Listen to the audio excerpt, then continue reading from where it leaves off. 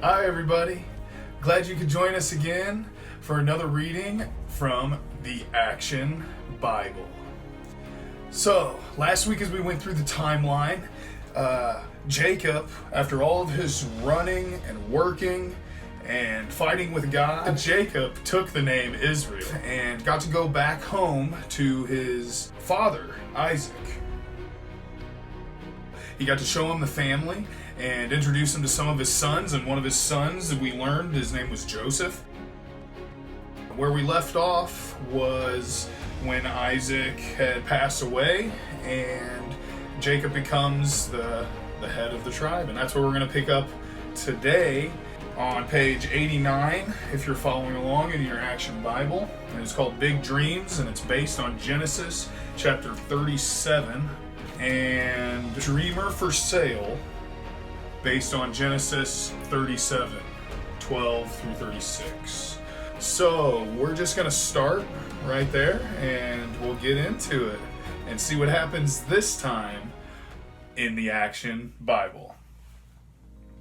Jacob takes over as head of the tribe. He settles his family in his father's land of Canaan. His sons take care of his flocks of sheep, but one day Joseph tells his father that his brothers have been misbehaving out in the field. "I'm ashamed of all of you. I need you to be responsible like your brother Joseph here." "It's okay, Dad. That's what I'm here for." "Oh, Joseph, you really are a special kid." "Huh, there goes father with his favorite son. I can't believe he told on us. What's next? Father puts him in charge of the flocks? I'll never take orders from Joseph." One day, Jacob gives his beloved son a special gift. "Your father had this coat made just for you." "For me? It's just like a chieftain's robe." The next time Joseph goes out in the fields, he shows off his new coat. His brothers become even more jealous, but that is nothing compared to how they feel when Joseph says, "This reminds me, I had a dream last night. We were all bundling grain. When we finished, all your bundles bowed down to mine." "Bowed down to you? Never!" But Joseph doesn't get the hint. "I had another dream. This time, the sun, moon, and stars bowed down to me." "Joseph, stop your boasting. Do you really think your mother, brothers, and I will serve you? Could this dream really be from God?" Jacob soon forgets his own anger towards Joseph, but the second dream whips the older brother's hatred into a burning rage. "He thinks he's a star, huh? I'll show him how far a star can fall." Joseph's dreams have made his brothers hate him, but his father is blind to the danger. While the older brothers are tending sheep far away in the land of Shechem, Jacob sends Joseph to find them. "Go check on the flocks and your brothers, and let me know how things are going." But when the brothers see Joseph approaching, "Here comes that arrogant dreamer.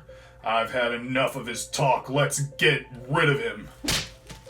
Joseph's brothers pounce on him, strip him of his fine coat, and throw him down an empty well. Then they talk about how to get rid of him for good. "Let's just let him starve." "Wait, see that caravan coming?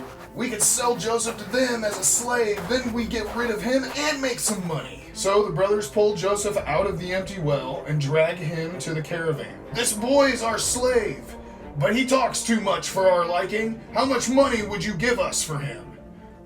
"He's a handsome boy. He should bring a good price in Egypt." He looks soft. At most I could offer is 15 shekels. "But Keep still, slave." "See? Always talking. Look, 20 shekels and you've got a deal." Reuben has been watching the sheep and trying to figure out how to save Joseph.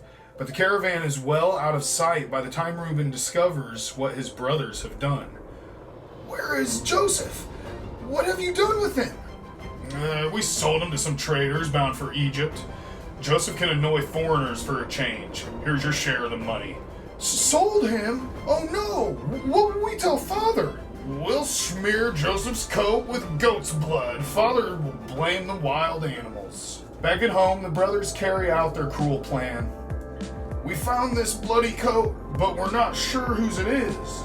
Do you think it's Joseph's? A lion must have killed it. Joseph, my son, my son!" While Jacob mourns the death of his beloved son, Joseph is sold at auction in Egypt. Look, this boy is strong and handsome. He'll make a fine slave even in the king's palace. How much am I bid? 30 shekels.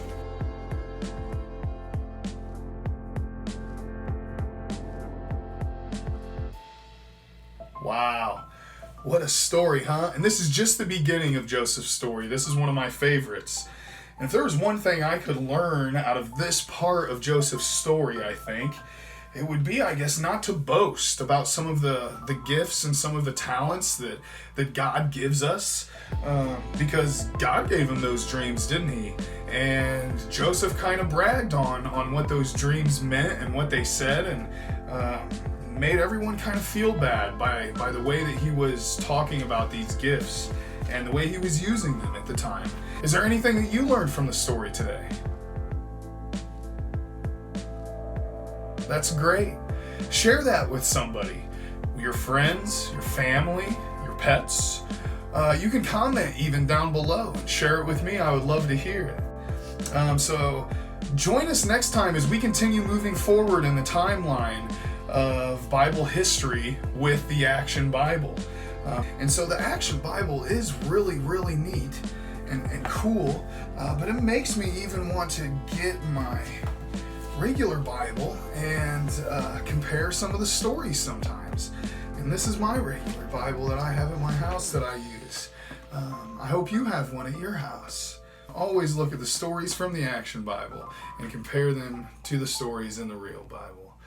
It's a fun thing to do. Next time we'll see what happens after Joseph is sold into slavery and is put into a house where people are angry with him and plotting against him.